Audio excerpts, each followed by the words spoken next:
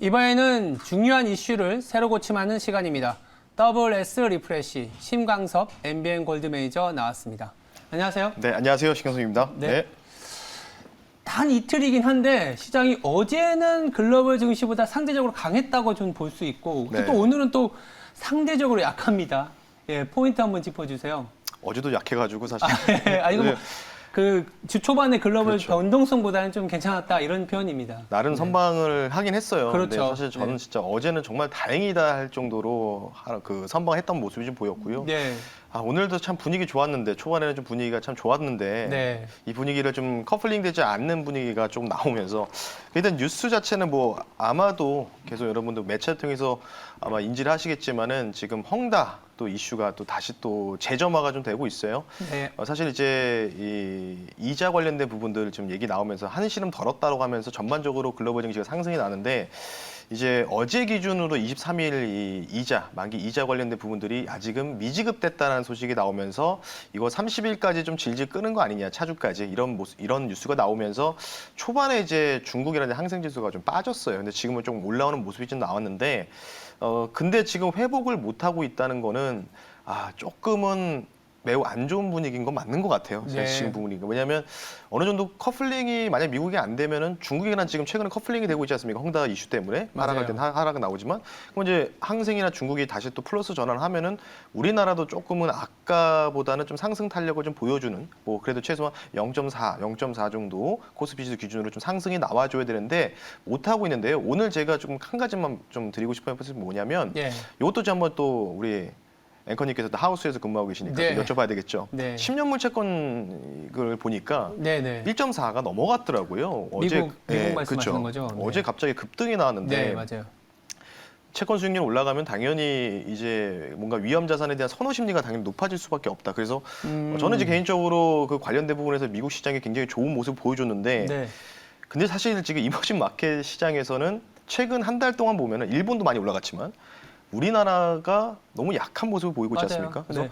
그러면 채권 수익률이 올라가게 됐을 때 원래 이론적으로는 자산 시장으로 위험 자산 시장으로 주식 시장으로 좀 들어와야 되는데 그 분위기가 우리나라는 지금 저는 안 보이고 있다. 그렇죠. 그래서 그런 부분들을 혹시나 저는 조금은 이게 좀 매우 염려스러운 부분이 있거든요. 우리나라 시장 자체가 좀 정체된 분위기다 해서 그에 관련된 부분들을 한번 답변을 좀 부탁드리겠습니다. 아니 뭐 말씀을 다 해주셨는데 그러니까 여러 가지 이유가 있겠지만은 국채 장기물 같은 경우에는 그러니까 보통 단기 뭐 3년 이하 2년물 같은 경우에는 중앙은행의 정책에 따라서 기준금리를 올리느냐 내리느냐에 따른 어떤 변화인데 5년이나 이제 10년물 같은 경우에는 그 나라의 성장성이나 인플레이션에 대한 전망치가 당연히 들어갈 수밖에 없어요. 그래서 보이는 그대로 본다면 한국 시장이 오히려 미국이나 대려 일본보다도 성장률이 좀 낮아지는 거 아니야라는 우려도 어쩌면 끼어 있다. 이렇게 볼 수 있는 상황입니다. 그래서 지금 어제는 또 그래도 상대적으로 괜찮았지만 오늘은 또 상대적으로 부진한 거는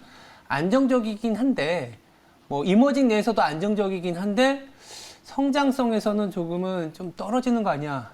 이런 시각이 좀 유입되는 거 아닌가. 이런 생각도 해봅니다. 네, 뭐 저희 두 명이서 포인트 조금 짚은 것 같고요. 네. 투자 식스팩을 담당했던 강성호 아나운서가 합류했습니다. 안녕하세요. 네, 안녕하십니까. 네. 저희 이제 세 명이서 오늘의 세로 고침에 대한 주제를 나눠볼 텐데 공교롭게도 최대치라는 단어로 좀 설명을 할 수 있는 것 같아요. 첫 번째는 이제 확진자와 관련된 얘기를 할 것 같고요. 네. 두 번째는 이제 BDI인데 뭐 두 개를 같이 얘기하겠냐라는 거지만 어쨌든 최대치라는 부분에서 우리가 투자 아이디어를 조금은 도출해보고자 합니다. 네.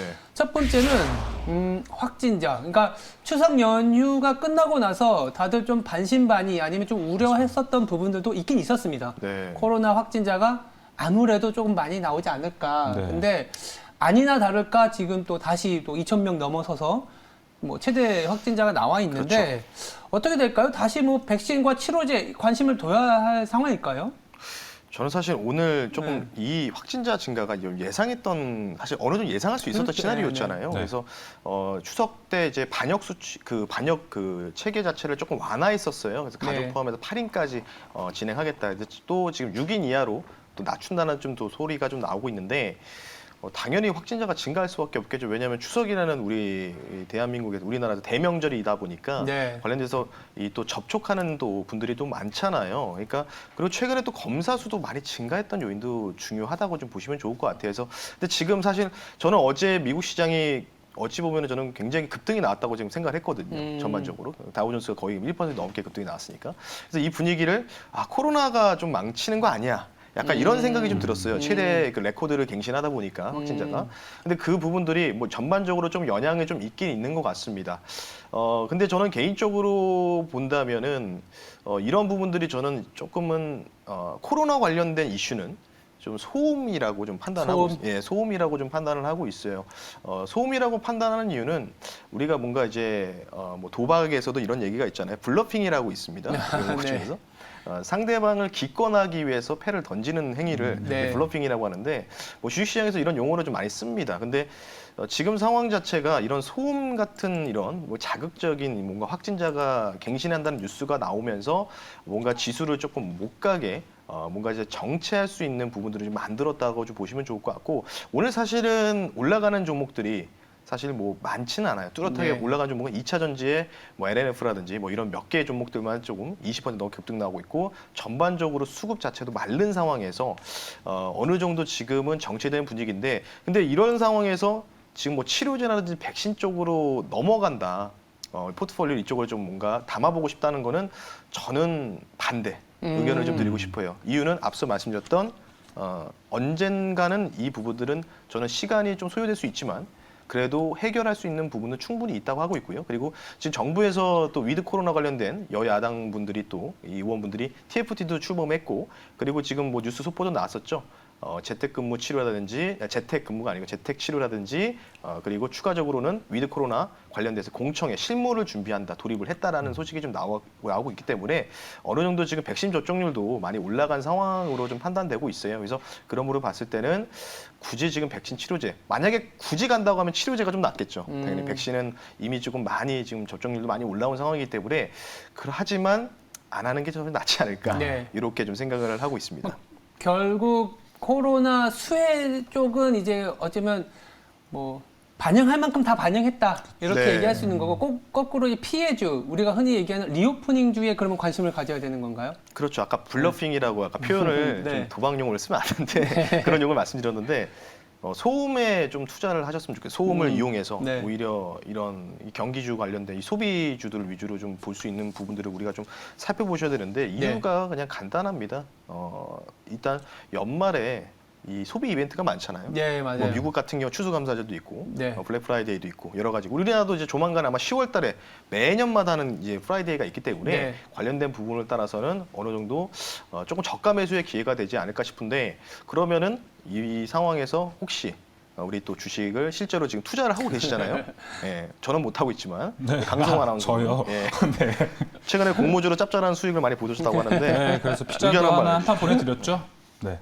저 같은 경우는요, 사실 신건수 매니저와 같은 생각을 가져요. 예. 당연히 이제 좀 항공이라든지 여행, 어제 흐름이 좋았기 때문에 그렇게 가는 건 맞겠지만, 사실 아까 저는 궁금한 게 백신은 좀 그렇다 치고 이제 치료제 관련해서 경구용 코로나 치료제는 지금 들어가도 괜찮지 않을까 이런 생각을 해요. 네. 알겠습니다. 네, 어쨌든 의견 많이 코로나 확진자와 관련된 네. 이슈는 사실 우리가 1년 내내 예. 우리가 어쩌면 1년 반 이상 굉장히 힘들었던 구간을 거치다 보니까 네. 일정 부분 가격이나 면역도 좀 돼 있고 더 이상 나올 만한 악재라고 할까요? 악재가 아닐 수도 있다 이런 생각은 들고 있고 맞습니다. 근데 이제 아직 해결되지 않은 부분들이 그거잖아요. 언제쯤 정말 리오프닝 중과 관련된 우리의 생활 이런 것들인데 최근에 미국에서도 또 뭐 11월부터는 뭐 주변에서도 보니까 미국 가는 사람들도 좀 있고 네, 많더라고요. 네, 요즘에. 진짜 맞습니다. 많더라고요. 미국 가시나요 혹시? 저는 못 갔어요. 못 그런가요? 아무튼 우리가 이제 좀 뭐 최대치라는 얘기를 나누는 과정에서 코로나 확진자가 최대치를 기록하다 보니까 뭐 백신 치료제에서 뭐 저희들의 결론은 어쩌면 리오프닝으로 가자라는 간단한 소결을 좀 말씀을 드리고 두 번째는 이게 좀 더 중요한 것 같아요. BDI가 최근에 이제 또 사상 최고치는 아니지만 네.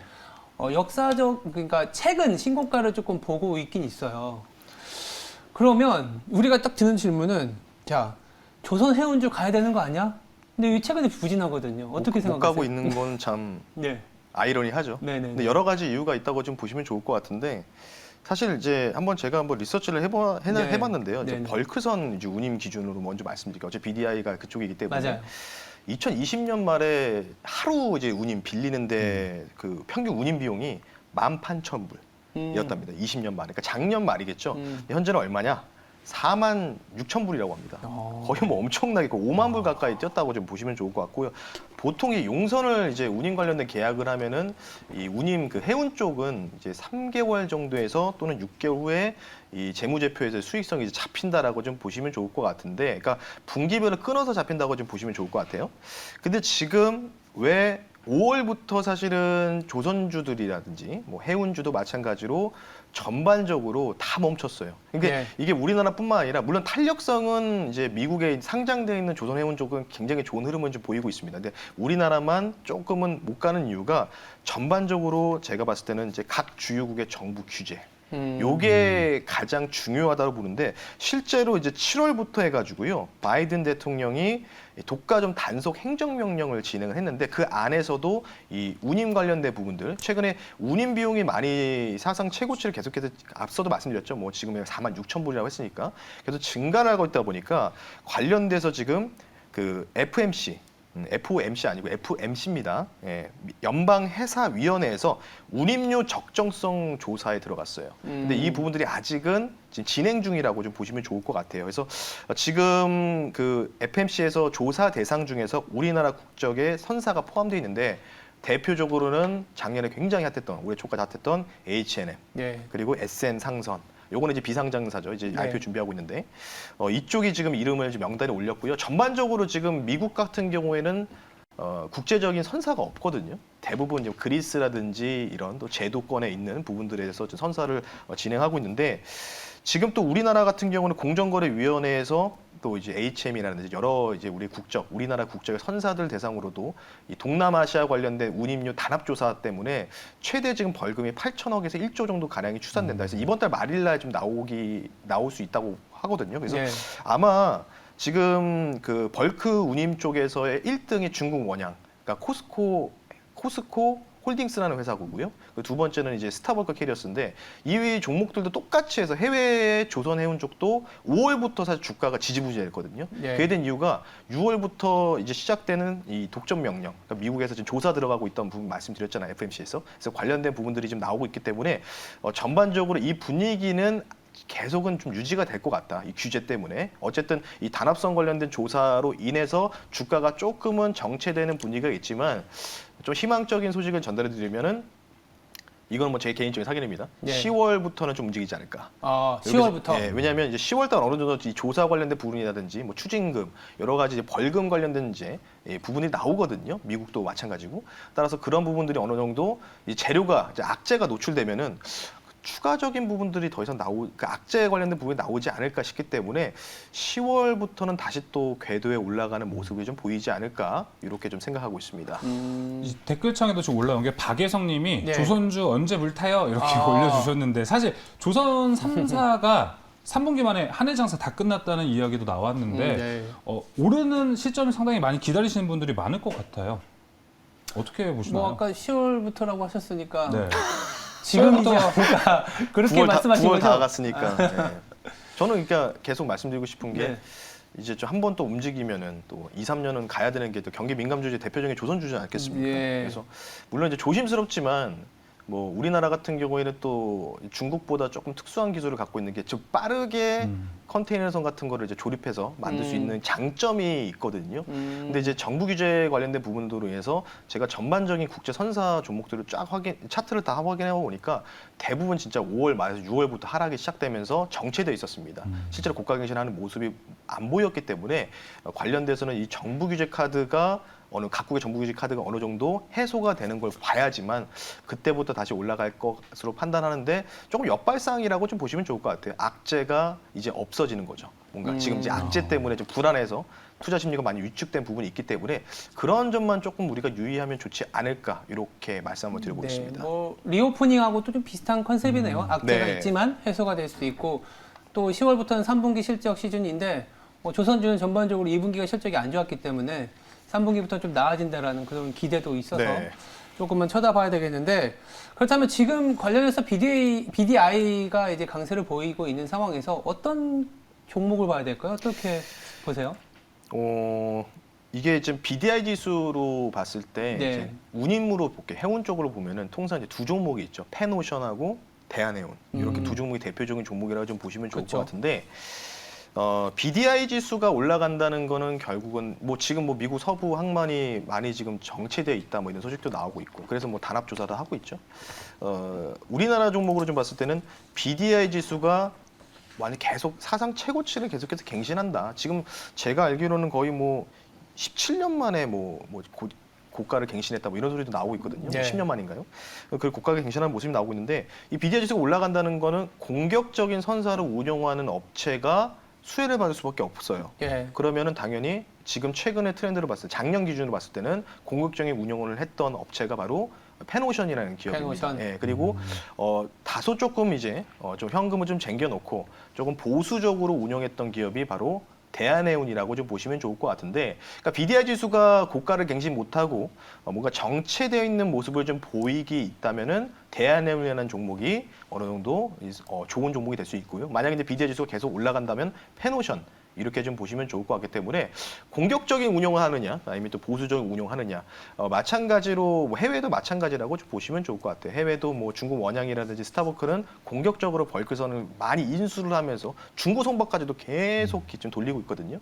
그런 부분이 있기 때문에 어느 정도 이제 공격적으로 이 선박을 운영하는지 아니면 보수적으로 하는지를 여러분 살펴보시면은 제가 볼 때는 이게 만약 기준이 되지 않을까 싶은데 어쨌든 중요한 거는 만약에 가더라도 10월부터는 조금 움직일 가능성이 좀 있다라고 좀 말씀 한번 드려보겠습니다. 알겠습니다. 그러면 바로 이어서 조선해운과 관련된 리플래시 기준 말씀해 주세요. BDI 지수는 근데 중요한 건 쉽게 이게 여기서 쭉 빠지는 그림은 안 나올 것 같아요. 워낙 지금 또 이게 한 번 더 정체되기 시작하면 뭐 길면은 분기까지도 예상할 수 있다라고 나오고 있기 때문에 정체는 되되 하락은 없을 것이다. 내년 초까지는. 대부분 지금 전반적으로 지금 하우스 쪽에서 레포트도 계속 그런 식으로 공통된 의견을 좀 보이고 있기 때문에 그에 대해서 저도 공감하는 바이고요. 블러핑 말씀드렸죠. 네. 블러핑이라고 좀 보시면 좋을 것 같아요. 이게 이런 부분들이 결국 정부 규제 카드도 소음이라고 좀 판단을 하고 있고요. 10월에서 11월 사이부터 본격적인 상승이 좀 시작될 가능성이 저는 상당히 농후하다. 그에 대한 전제 조건은 정부 규제안 관련된 부분들, 각국의 정부 규제안 관련된 부분들이 조금 이제 10월 달에 많이 발표될 예정이기 때문에 그러면 오히려 더 이상의 악재는 없다라고 생각하는 인식이 강해지면서 해외 쪽, 코스코 홀딩스라든지 뭐 스타버크라든지 이쪽이 먼저 움직이기 시작하면은 같이 조금 또 우리나라 조선 해운 쪽도 같이 좀 움직일 가능성들이 저는 농후하다고 판단되고 있기 때문에 조금 이제 조선 또 해운 뭐 약간은 좀 다를 수 있겠지만 그쪽을 보유하신 분들은 조금 힘을 내시고 한 10월까지만 잘 참으시면은 지금보다는 수익이 좀 더 극대화되시지 않을까 이렇게 말씀드리면서 리플래시 기준을 말씀 한번 드려봤습니다. 네. 네, 그럼 계속해서 이제 신광선 매니저의 PT 종목 이번 주 마지막인데요. 블러핑 네. 얘기를 계속했는데 시장을 블러핑할 수 있는 종목, 네. PT 종목. 오늘 근데 제가 너무 다음 주에는 많이 질문을 준비해가지고요. 예. 우리 앵커님과 우리 강한원 선생님한테 질문을 던지겠습니다. 오늘 제가 혼자 그래요? 너무 많이 한 것 같아요. 오늘. 갑자기 네, 질문을. 갑자기 지금 침이 너무 말라가지고 네네네. 바로 진행해서 알겠습니다. 다음 주에는 좀 긴장하셔야 됩니다. 네. 오늘 제가 가지고 나온 종목은 당연히 전박자로 가겠습니다. 리오프닝 관련 소비주다고 좀 소비주? 보시면 좋을 네. 것 같고요. 의류 회사를 한번 가지고 나왔는데 네. 레포츠 쪽에서 최근에 점유율이 높아지는 특히 골프 쪽이죠. 골프가 네. 요즘에 계속 트렌드이기 때문에 네. 이제 위드 코로나가 이제 10월에 11월 가면은 이쪽 레포츠 패션 쪽이 굉장히 강세를 보일 것으로 판단하고 있기 때문에 예. 관련주 가지고 나왔습니다. 코드 번호 말씀드릴게요. 네. 033-290이고요. 종목명은 여러분 많이 아시죠? 코엘 패션이라는 종목을 한번 소개를 한번 시켜드릴 수 있도록 하겠습니다. 이 회사는 이제 간단하게 하는 일이 패션 사업 영위를 하고 있고요. 주요 브랜드는 아디다스, 퓨마, 리복, 뭐 여러 가지 콜롬비아 등산 브랜드까지 보유를 하고 있다라고 보시면 좋을 것 같은데 이 회사가 최근에 이제 골프웨어 관련된 부분을 단독으로 런칭을 하면서 작년 말부터 실적이 꾸준하게 증가하고 있고요. 실제로 지금 전분기 대비해서 70% 넘게 영업이익이 증가를 했습니다. 그에 대한 영향으로 사실은 이제 뭐 차트를 잠깐 한번 보면서 말씀을 드릴 텐데 차트 한번 볼게요. 지금 요 7월, 8월 달 요때 이제 이 골프웨어 관련된 부분들이 다시 또 핫해지면서 상승이 좀 나왔다라고 좀 보시면 좋을 것 같아요. 그래서 지금도 시장이 조금은 많이 위축되고 있고 그리고 정체되어 있지만 지금 전반적으로 종목들이요 대부분 이쪽으로 좀 이평선을 정배열해서 역배로 깨면서 내려가고 있거든요.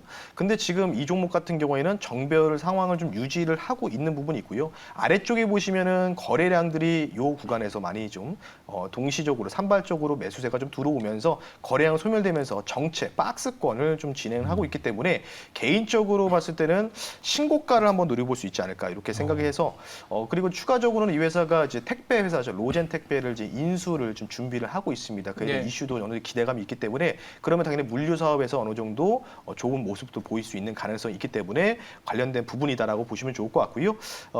가격 전략을 좀 말씀드릴게요. 이 회사 같은 경우 지금 오늘 적절하게 음봉이 좀 출현하고 있는데 뭐 지금 자리에서는 당연히 저는 매수해야 된다고 보고 있기 때문에 7,940원의 실시간으로 저는 수익률을 체크해야 되기 때문에 편입을 한다라고 좀 보시면 좋을 것 같고요. 목표 가격을요.